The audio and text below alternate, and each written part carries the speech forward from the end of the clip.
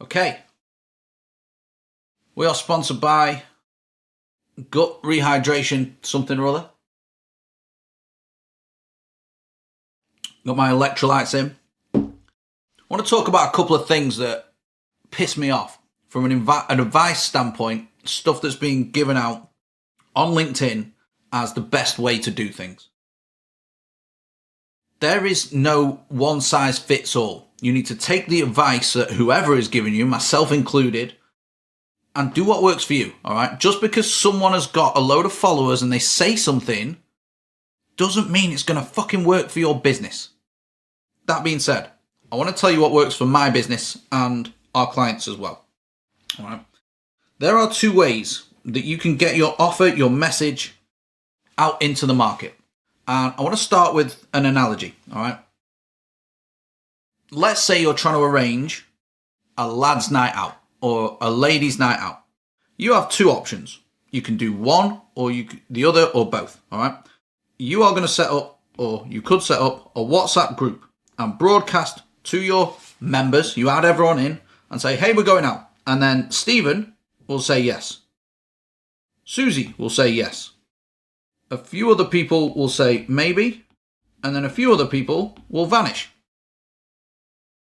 Very normal. However, the people that said maybe or vanished will probably have reacted differently if you would approach them one-to-one. Much harder to ignore. All right. Plus, you are much likely to get a better response because you can speak to them in real time and understand any questions they have or why they might not want to come and try and change their mind because it's going to be a great night. So this is how you get your message out in the simplest way. I've tried to boil it down in all sorts of different ways and stories and analogies and stuff. You can either broadcast it publicly or you can chat about it privately. All right, one-to-one, behind closed doors. The way that you chat about it privately would be like calls, and I mean one-to-one calls where you pick up the phone and you ring people, or it might be stuff like knocking on doors, calls, DMs, emails, texts, etc., etc. On the flip side, we have got the more scalable route. The thing that most people like to do and most people default to, which is you post content, or you might run ads, or you might get press, or you might speak on stages. So that is you speaking to a load of people all at once. Now, the problem is most people default to this because one, it feels safer, and two, it's more scalable. It's easier. But actually, given the WhatsApp analogy, it's harder to get results there. So I'm going to talk, and I'm not saying don't do content or don't create content, post content, don't run ads. I'm not saying that at all. We should definitely do that. But what we should probably focus on are the things that we can control because this is getting harder. Eyeballs are getting lower because more people are posting content and it's bullshit content. So again, we can't control it. We can't control the reach that LinkedIn suddenly decides to gift you on a fucking Tuesday morning. But what we can control are the number of conversations we have and with who. Most people are in a rush to hop over to this side because they're trying to build a brand. And that's great. But if you look at some of the massive players in this space, you think about like Mel Robbins and Daniel Priestley and Simon Sinek and Stephen Bartlett. They have brands, big brands, all right? Not only because they've got fucking team doing loads of work for them, which is great, but they've also been doing it for a very long time, so things start to compound. If you look at Mr. Beast's growth, I think if we look at like 8 years, he was like this.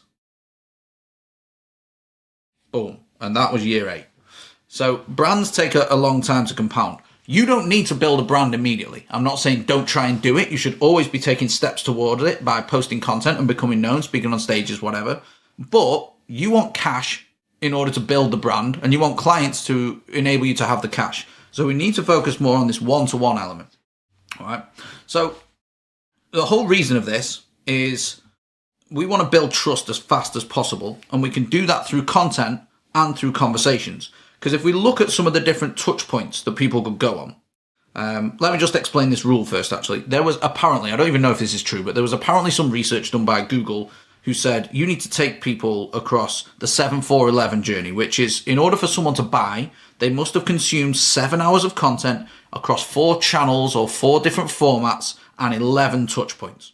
So they need to have seen or been exposed to you for 7 hours in a load of different ways. And if we think about how that journey might work on like LinkedIn or Instagram for small business owners, you've probably got like someone will view your profile, then they might check out your content, then they might download a lead magnet, then you might have a conversation, then they might see your content again, then they might get hit with an email, then they might see you live like this, whatever. The only personalized part of that whole journey is this conversation piece at the bottom, all right? And that is where we can accelerate this trust. We can accelerate the 7 hours and condense it very, very easily just by having a personalized conversation, because trust, when you speak to people one-on-one, if you do it the right way, goes up really, really quickly. But if they're left to just consume stuff and click on their own things, it's not a personalized journey. So they've only got their own voice in their head rather than yours alongside theirs. Now, I want to explain why like people's thinking about conversations and about DMs is flawed, and why I think having conversations is possibly more important than content. If we look at this is the typical, very zoomed out journey that we try and take people on. We have our total addressable market, so our TAM, basically everyone that we can sell to potentially on paper. And they have altogether combined attention. All right. We need to somehow capture that attention. All right. And this is their first interaction with us. Then we need to spend time in the middle of the funnel, getting them to build trust with us. And again, that's kind of where this comes in, all these different touch points. And then at some point, we will convert that trust into a lead or a client. All right. Pretty simple. The problem is it doesn't fucking work like this. It's much more like a web, because you don't know where loads of people are up to in their journey with you. They either don't know you and they're still over here in this TAM or this raw attention part, or they're just discovering you, or they're probably bouncing around somewhere between your content, your emails, your lead magnets, maybe having a DM conversation with them, yada, yada, yada. So this whole funnel logic that people just enter in and go through stages is kind of flawed. But what I do like is there is obviously a journey to it. So the reason that I'm doing this live is not to tell everyone to deprioritize content altogether, but it's certainly to prioritize the way that you think about your pipeline. Because if we look at this journey, we've got this new attention here, and then we've got these clients or leads here. What most experts are telling you to do is to have conversations with people who are cool or cold. How many times a week do you get hit with a message from some wanker saying they can fill your calendar with 5 to 15 appointments a week or something like that? Great. Sounds great in part, but everyone's saying it. If they had just taken their time to build trust with you, then you probably be a lot more susceptible to saying yes to that call that they're trying to dangle in front of you, that strategy session. So the problem with most like LinkedIn gurus' advice is they'll tell you to send connection requests. Yes, good, because that is the start of the attention journey. We're basically taking this raw attention and capturing it because that person now knows who we are. That person is then going to probably view your profile, check you out, and then they'll either go yes or they'll go no. The LinkedIn gurus are telling you to like DM these people, and they've got this one-size-fits-all fucking script that converts at 59%. No, they fucking haven't. They have not. They are lying. All right? There is no such thing as a one-size-fits-all script. Alongside that, you're going after the worst people possible. This is how I like to think about it. It's revolutionary. We take the funnel and we flip it upside down. Woo! All right? So we've got a group of people that we could potentially speak to, and someone, as we've just determined, who is a new connection that we've sent a connection request to is extremely cool. They're basically a stranger. So I used to call this, I now call it the priority pipeline, but I used to call it the follow the money method, because I would ask my clients to only ever prioritize conversations with people who were the closest to giving you money on that particular day. An example of that is where let's say I have a sales call booked at 2 p.m. today. And I've also just had this person who's liked my post. Who's most likely to give me money? Obviously, it's the sales call that I've got booked. So my attention for the 2 hours a day that I might have to put into building the business or sending DMs or sending emails or knocking on doors or whatever it is, my attention should definitely be better spent here than it is down here. And that's common sense. So why don't we think about the people who are closest to the money, the hottest? That will be your existing clients, to tap them up to renew with you or get referrals from them or upsell them something, whatever it may be. It could be previous calls. It would be your follow-ups. It would be things like anyone you'd sent a link to to book a call, or anyone you'd suggested a call to. So there's a pretty big list of people that are pretty hot that you can work and should work before you go down to anything like profile views. Or, I don't know, you probably put lead magnet downloads. If you've got a lead magnet and people have downloaded it, you should probably contact them. Then we can go all the way down to likers and commenters and all that bullshit that these people talk about. So the reason I'm putting this in front of you is because I want to reshape people's thinking. The conversations up at the top are just so much easier as well. So if you've got 2 hours, you could easily waste it sending 100 reach outs or conversations, whatever you want to call it, to these people who don't even know you. Or you can focus on these sections and just move down, which is how the priority pipeline works. And this has worked for tons of clients. I mean, this is a bit old now, but they're still client results. Rochelle, 3 clients in a week. Leanne put her prices up and 2 people paid without hesitation. Heather, 30 grand in a month. Vicky, 7 new clients in a week. 10k for Darren, 20k months for Tanya. 8k program for Martin, who'd never charged that much before. Vicky, 16k program. Mental. All right, absolutely mental. So I want to show you what I think the stages of an effective conversation are, so you can go through them and understand why it's so much easier to operate from the hottest rather than the coldest.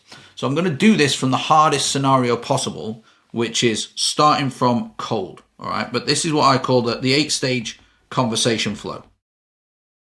And I love it because it just makes everything so much simpler. So we have 8 different stages that we can take people through in a conversation. That's where we start the convo. We just have the first message. Now, rather, as I mentioned, these idiots do, where they try and just pitch you straight away, we're not trying to book a call here. Excuse me. We have one objective, and the objective is simply to get a reply. Can't fucking sell to people most of the time if they haven't replied. After that, we're probably going to ask some questions in order to build some rapport. So if this person's responsive, we're going to have a chat with them. And that could be about business, life, pets, dogs, cats, frogs, rats, whatever. All right. So we're going to have a chat with them. And the reason that we do this is to lower the guard. And I call it the guard because when you receive a message from someone, a lot of the time your guard is high. You're like, who the fuck is this person? What the hell do they want? Why does it matter to me? So in order to lower the guard, we're just going to have a normal conversation with people. And a lot of the time, we'll be able to find out, yep, this person's worth pursuing with, or actually, they're not right. Now, if you haven't already in that little rapport building section of the conversation, you're probably here going to want to transition. And that means we go from chit chat to biz chat. So we want to somehow steer the conversation into talking about our business, or if you sell B2B, their business or our business too. Okay, one or the other. Now here, it's obvious we're talking about business. So we can, again, a lot of this is questions based, as most conversations are, but we want to qualify them. Now you should know about your ICP's sort of ideal, your ideal client's criteria. All right. So that could be like age, gender, location, problem, aspiration, whatever it is. So you should know that. And you would just ask a series of questions. Some of this will be obvious from looking at the profile, but others won't be, in order to make sure that you can help them. And at some point during that question-based exchange, you're going to unearth either pain or desire. Something that's troubling them or some place that they want to get to. When you understand what one of those things are, or both, you can use that as leverage to get to the next step. And the next step is simply to suggest a call. So once you suggest a call, oh, sorry, let me rewind. Notice how we've not done any pitching here, okay? We've got the first message where we're basically saying hello and probably asking a question. A few more, bit of back and forth. If we're not already, we transition to talk about business. Then we might ask some more questions if need be, and you will bounce around between these stages in order to find out where they're at or where they want to get to. Then we can use that to go, hey, well, actually, I've helped some other people do this or whatever. Let's hop on a call. Are you open to it? And there are specific sentences I use for all of these stages. I showed you the priority pipeline before. There are 40 different stages that we've, like, thousands and thousands of data points across hundreds of clients. We've determined that there are 40 stages overall that you can take people through in order, like, from them being a follower or a new connection all the way through to being a client. So anyway, we don't pitch. Like, I haven't fucking pitched anyone in like 3 years. We don't need to if we do it in a human way. So we suggest this call, and they're either going to say yes, they're not going to respond, or they're going to say no. This is the key metric, the number of calls that you suggest to people each day, because I guarantee you, and again, this is based off data, if you suggest 3 calls a day, you will book a minimum of 1 call, if not 2 or 3. So this is the number to focus on. Okay? When they say yes to the call, we send a link. And that's for them to book a call. Then we have the call, and we make loads and loads of money and become millionaires. Very, very sequential, and doesn't always work like this, but I've laid it out in order to help your thinking. Because if you can think about it like this, you'll be able to know how and when to move people to the next stage based on the current stage you're at. Not only that, it's going to help you think about the priority pipeline in a slightly different way, because when people are at this stage, they're some of the first people you should be speaking to each morning. Who did I send a link to? Who did I suggest a call to? Particularly those. Because when you hit those people first, you're much more likely to get the result, as we see here, than if we just go and speak to people who are brand new connection request acceptance. All right. So, I mean, that's pretty much it for this video. I just wanted to come on and show you guys what I think might be stopping you or holding you back. Obviously, we go into a lot more detail. There is a whole system around this that we help our clients build. So if you want to find out more about working with me directly, there's a link in the comments in the description, something like that, that you can click that will take you to a landing page that will tell you all about working with us. It's got some client results, all the FAQs, stuff like that. But I hope this has been helpful. Just to summarize, we'll come back, looking very pretty now. 2 ways to get your message out there. There's one-to-one behind closed doors, and there's one-to-many, basically broadcasting it to lots of people. You should do both. You should build brand, but you probably, more importantly than brand, you need cash, you need clients in order to help you build the brand and sustain the business. So focus more on the one-to-one in terms of time spent, because we want to condense these 7 hours and 11 touch points, and we can do that much more effectively when a personalized conversation is in the mix. The typical funnel will take us down 3 stages, but we're just going to flip it when it comes to the conversations, and we're going to focus on the people closest to the money. So that would be things like existing clients, sales calls that are booked, people you've suggested calls to and sent links to, anyone you need to follow up with, so like past calls as well. Then we will move down to people that are clicking on your emails, looking at lead magnets, viewing your profile. Then finally, we'd look at the new attention, the people that we've sent connection requests to who have accepted. And most of the time, day to day, you won't have enough time to get past these 2 stages. This won't take ages. This will take the most time. But if you need to, you can go cool. And then if you exhaust that as well, then you're allowed to go cold and start fucking harassing strangers. Anyway, I hope that was helpful. I really enjoyed it. I will catch you soon.